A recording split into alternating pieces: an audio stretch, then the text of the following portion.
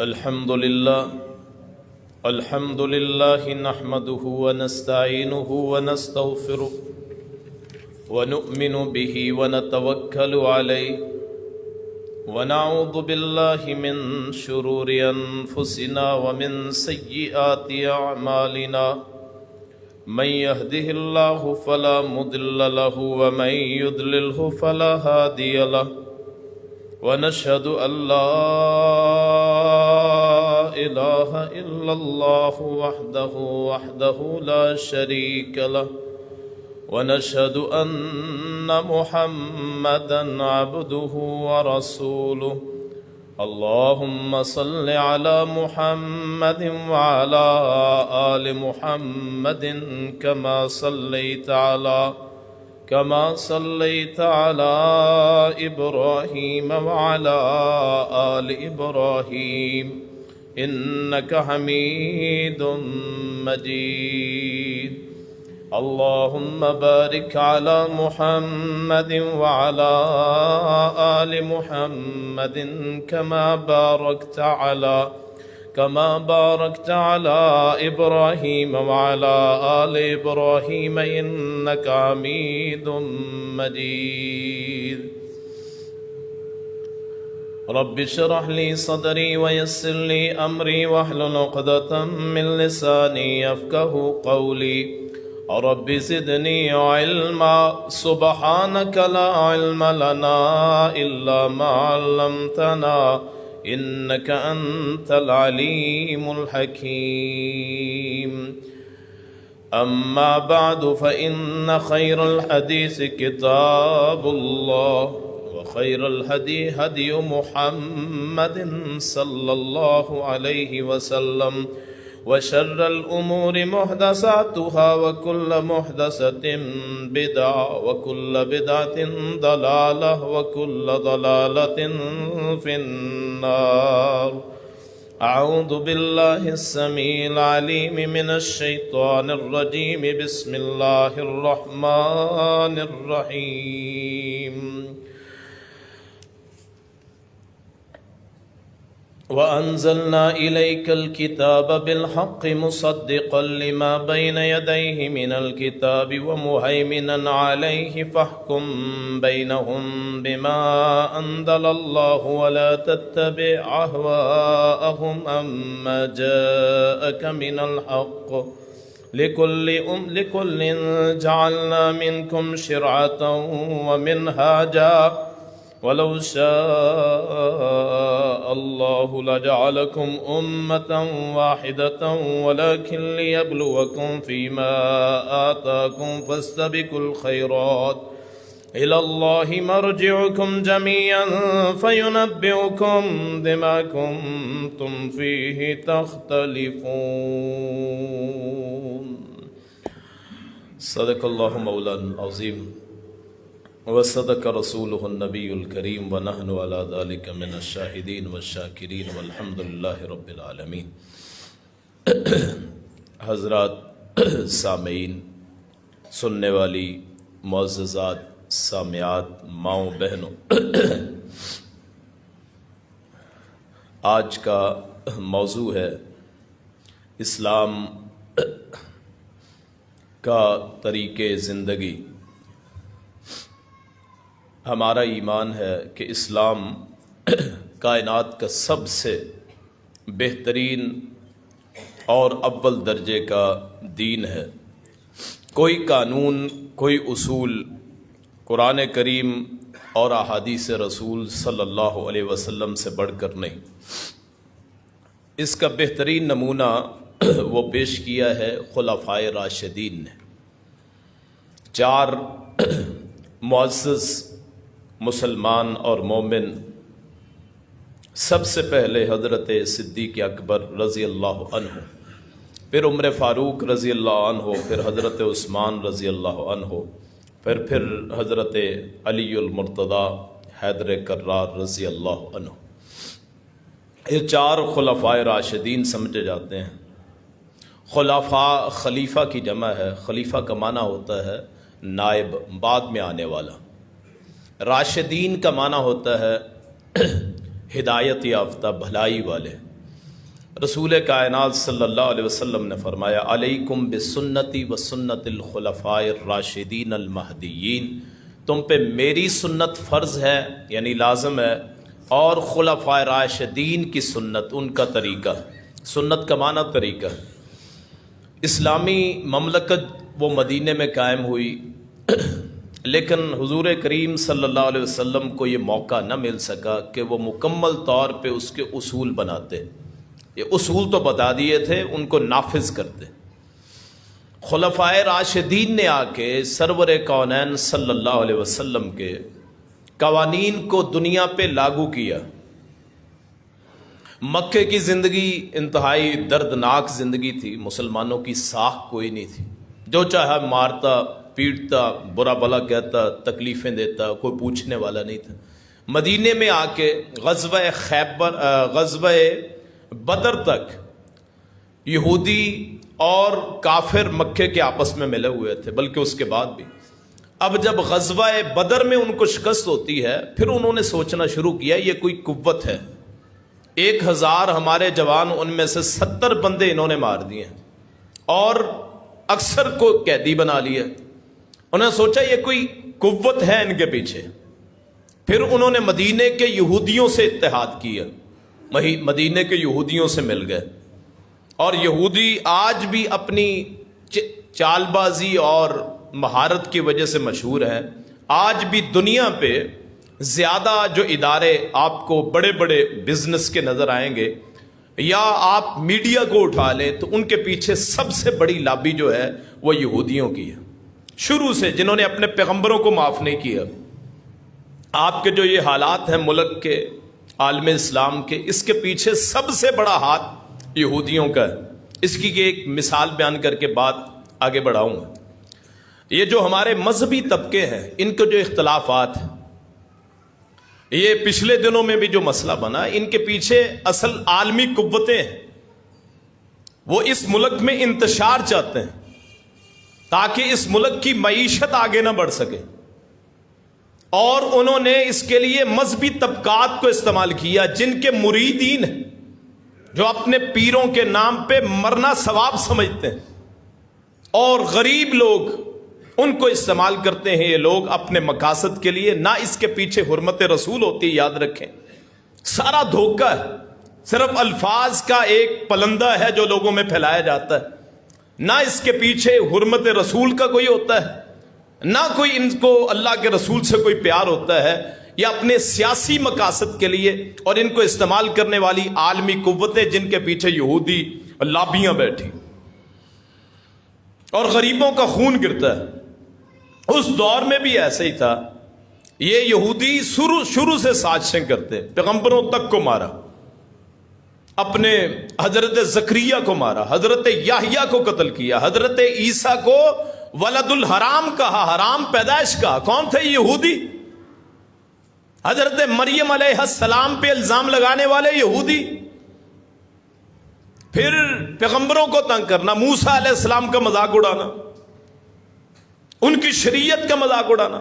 40 دن کے لیے گئے کوہ طور پہ تورات لینے، اس سے ملے، روابط ہوئے، اور ادھر باہر سے قوتیں خلاف، اور ادھر سے مدینے کے اندر سے، یثرب کے اندر سے، جس کے نتیجے میں غزوہ خندق یا غزوہ احزاب ہوا کہ 10,000 کا لشکر باہر سے آ کے بیٹھ گئے۔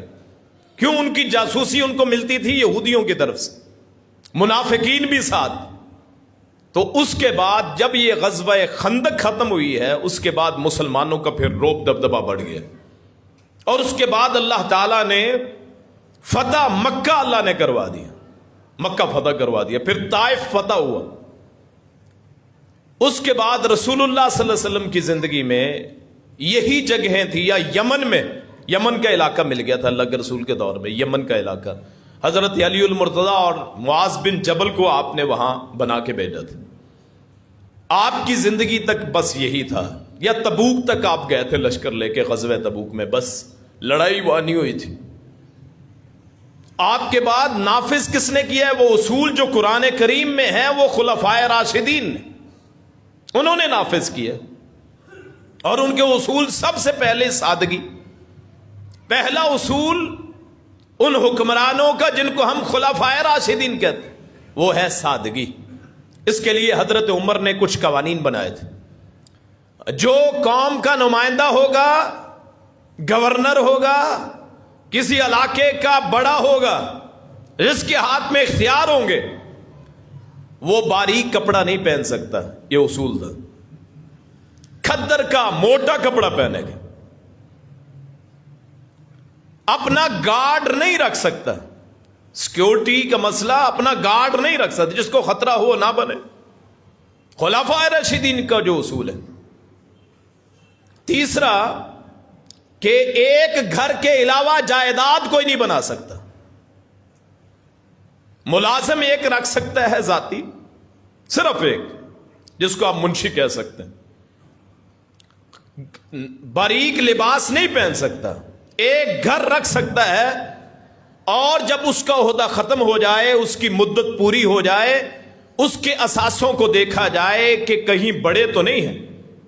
اگر اس کے جائیداد بڑھ گئی ہے، وہ گھر سرکار سے جو ملا اس کو اس نے جاگیر بنا لیا یا اس سے زیادہ ہو گیا، اس سے چھینا جائے گا. یہ ہیں خلفائے راشدین کے 3 بڑے اصول.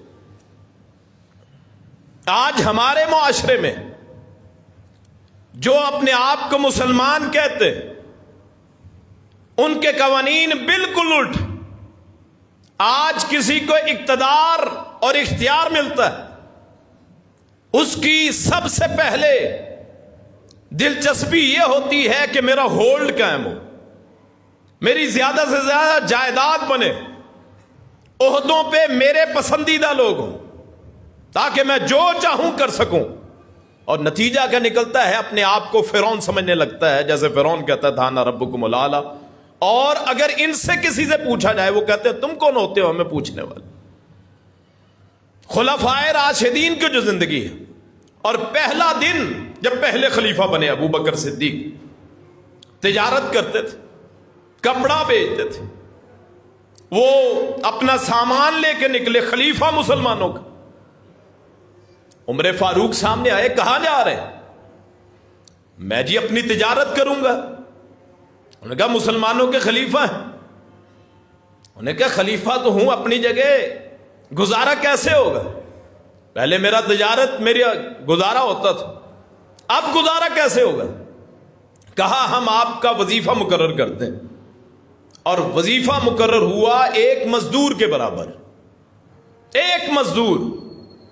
آج اللہ کی قسم ہے، مزدوروں کے حالات دیکھے رونا آتا ہے کہ 2 4 5 افراد کی عیالت کرتا ہے، 1 2 4 مرلے میں رہتا ہے. اگر مکان اپنا نہ ہو، کرائے پہ لینا پڑے، اس کے حالات کیا ہوں گے؟ جس نے 700 800 600 دہاڑی کمانی، اس کے لیے اپنے گھر کا خرچ کرنا مشکل ہو جائے، اور اس کے سامنے عیاشیاں ہوتی ہوں، بڑے بڑے کیفے، بڑے بڑے ہوٹل، مرقن غذائیں، اور دنیا جہان کے نعمتوں، اشتہا، ساری چیزیں اس مزدور کے دل سے. آپ کا کیا خیال ہے اس معاشرے کے لیے دعائیں نکلتی ہوں؟ جب میرے بچے بھوکے ہوں، جب ان کو کھانا نہ ملے، جب ان کی پرورش درست نہ ہو، کہ 5 افراد 1 کلو دودھ پہ گزارا کرتے ہیں،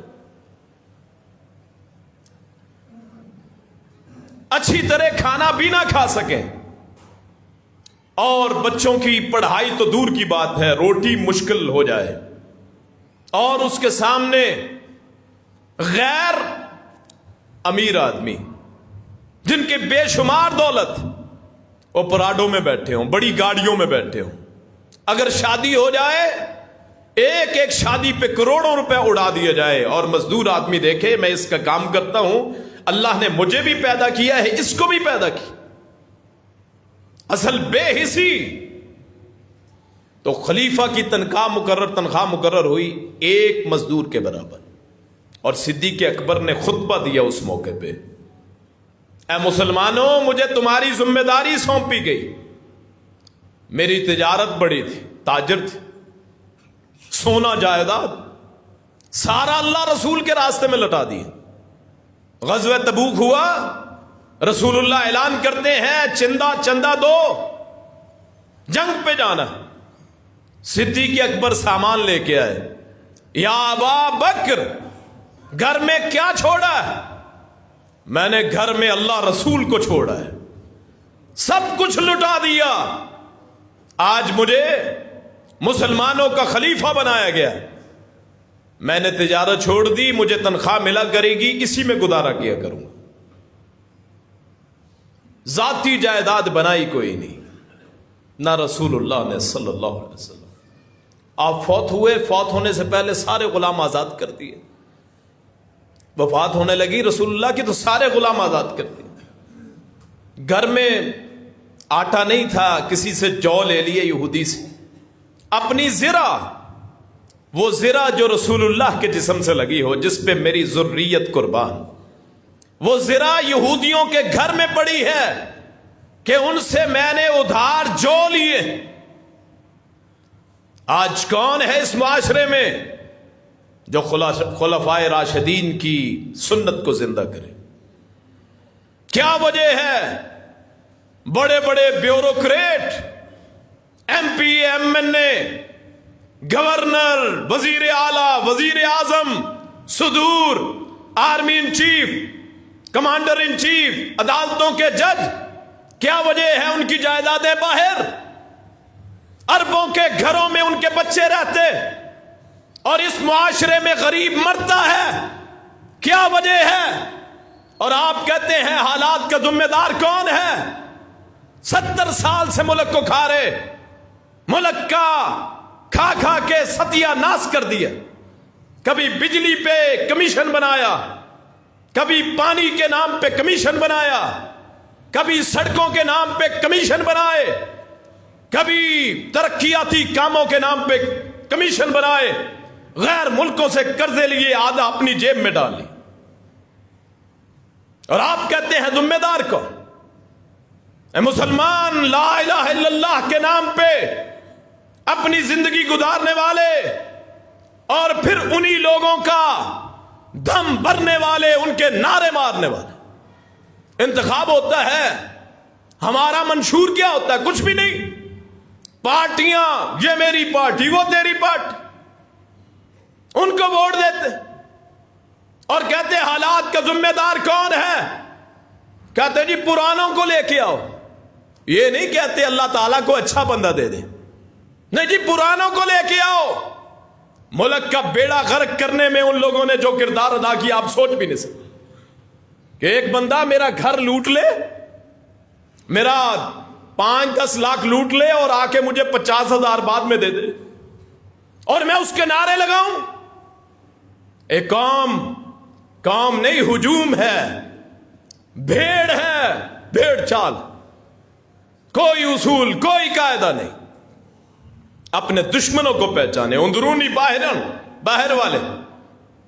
خلفائے راشدین، ان کے حالات کیا ہیں؟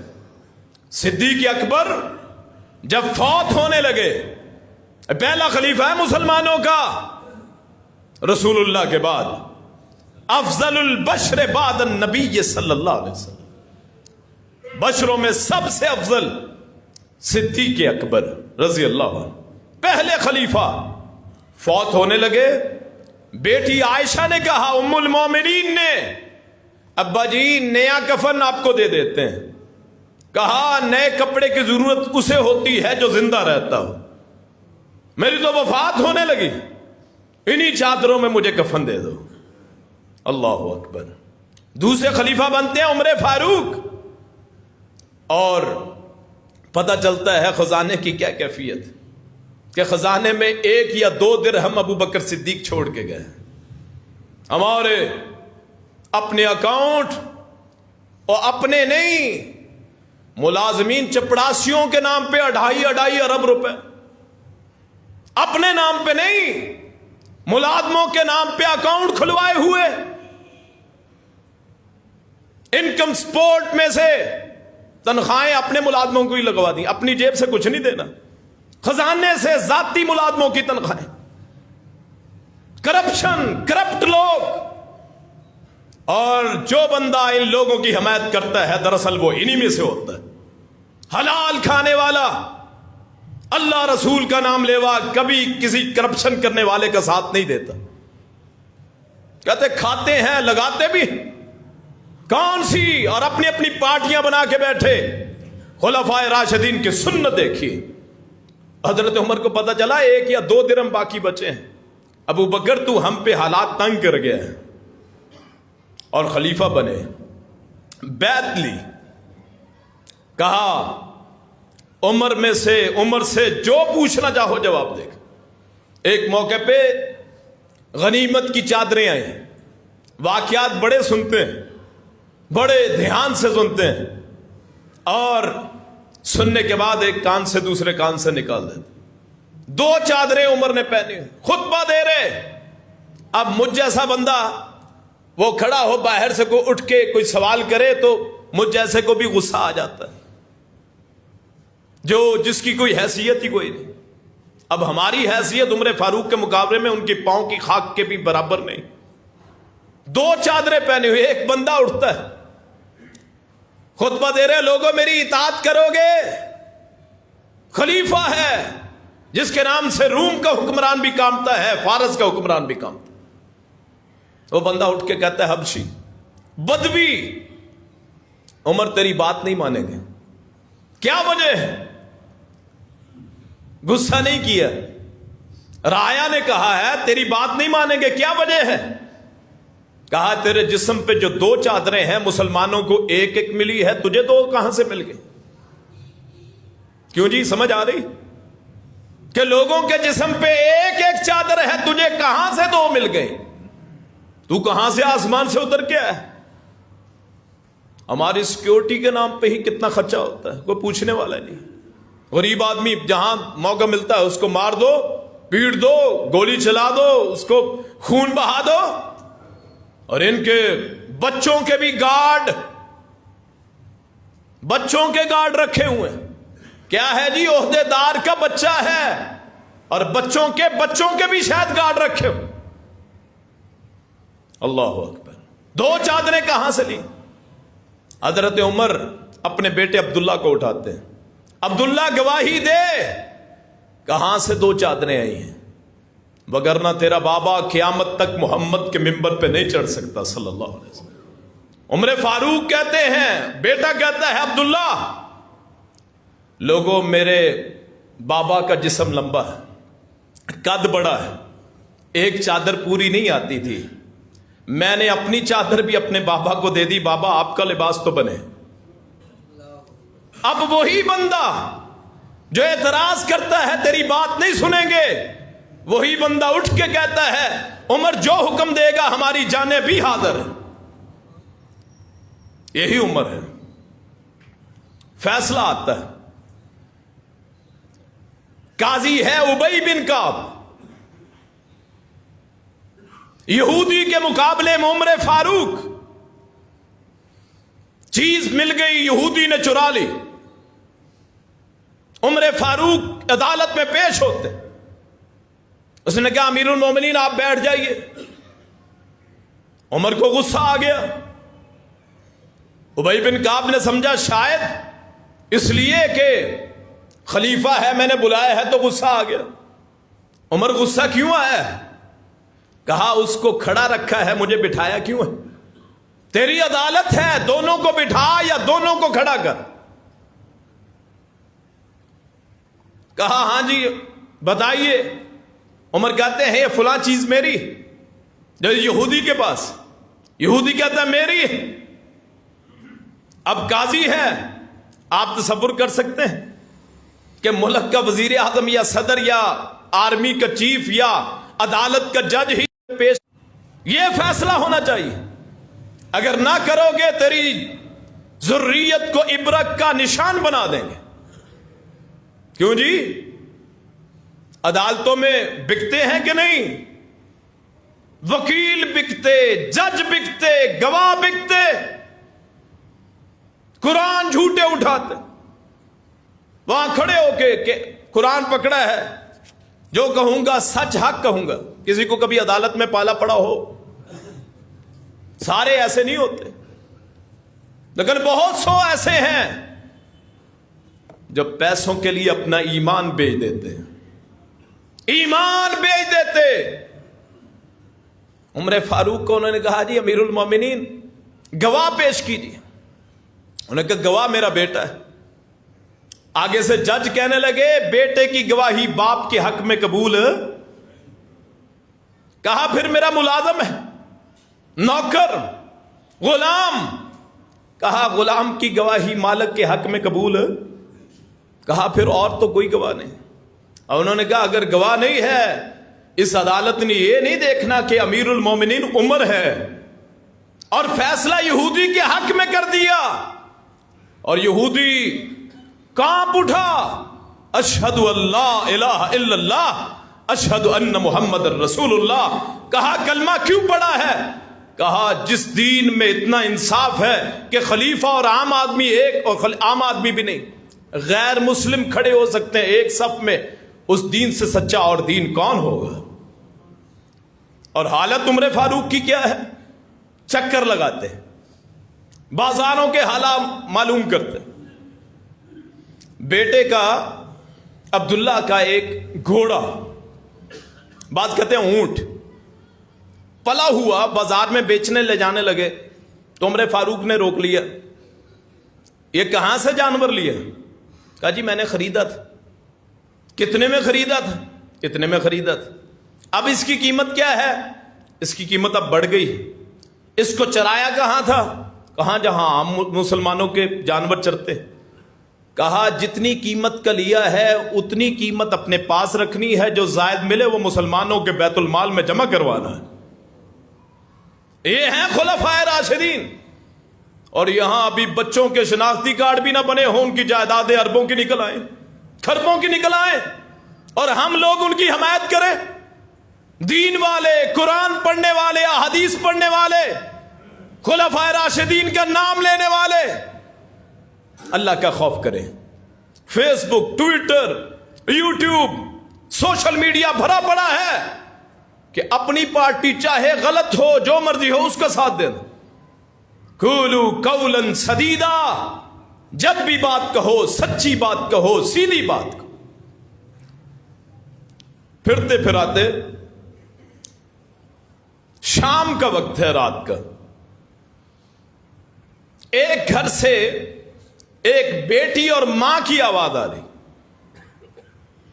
اب ماں کہتی ہے بیٹی دودھ میں پانی ملا، زیادہ ہو جائے گا، انکم زیادہ ہو جائے گی، بیچیں گے۔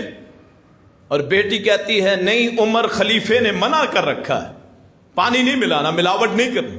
من غش فلیس منا، جو ملاوٹ کرے وہ ہم میں سے نہیں ہے۔ ہمارے بازاروں کی صورتحال کیا ہے کہ لوگوں نے اینٹیں پیس کے مرچیں بنا کے بیچا، کہ اینٹوں کا چورا ہے اور مرچوں کی صورت میں بیچا ہے۔ جس معاشرے کے تاجروں کی حالت یہ ہو کہ اوپر مال اچھا ہے، نیچے ناقص، دکھاتے اور ہیں دیتے اور ہیں، لینے کا ترازو اور دینے کا ترازو اور، اللہ اکبر، اس معاشرے پہ رحمتیں کیسے ہوں؟ حالات ایسے ہی ہوں گے۔ ہم اچھے نہیں، اوپر والے اچھے کیسے آ جائیں گے؟ اور یہی معاشرے سے لوگ جاتے ہیں نا جو اوپر بنتے ہیں۔ اسی بے ایمانی کو دیکھ کے وہ بھی بے ایمانیاں کرتے ہیں۔ آپ اور میں اللہ سے عہد کریں کہ اللہ ہم بے ایمانی نہیں کریں گے، اللہ کی قسم ہے اللہ ایماندار آدمی بھیجے گا۔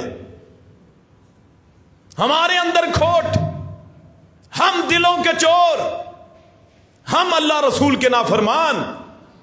اللہ فرماتا ہے، حدیث شریف ہے، حدیث قدسی ہے، کہ لوگوں کے دل میری مٹھی میں ہے، میری انگلیوں میں ہے، میرے ہاتھ میں ہے۔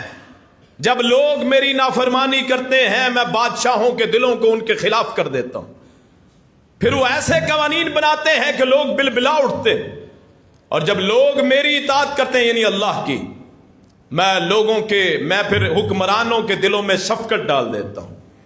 ہم اپنے آپ کو اچھا کریں، پھر پتہ چلے۔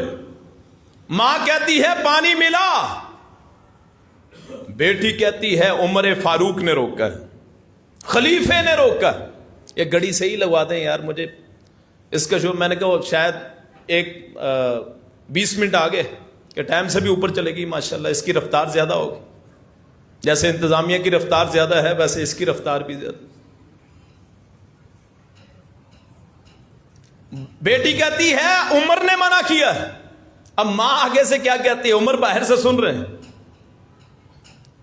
ماں کہتی ہے عمر کہاں دیکھ رہا ہے، اور رات کا پہر ہے، پانی ملا دے، عمر کو کہاں سے پتہ چلے گا.